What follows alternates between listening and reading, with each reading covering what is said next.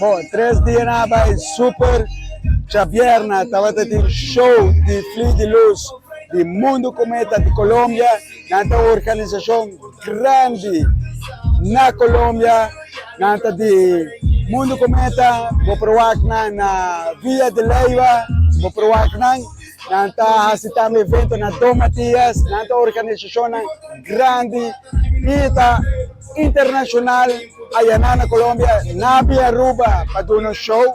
A prome viaja, ela compete na Aruba, pero na Colômbia não nota competir.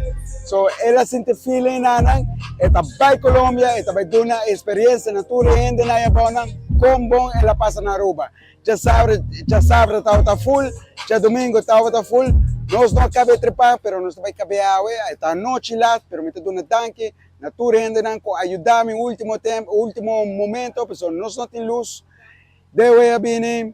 Nós temos de AIS também, me estou dando tanque para ajudar a minha pessoa.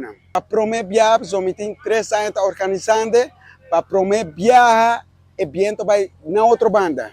E me será ajustar o fel do nanang e muchanang para não por vai estar outra banda. Me será ajustar de certa maneira, so, normalmente o fel está marcado straight que nanang, maneira que nós está agora aqui, não está vai para bom.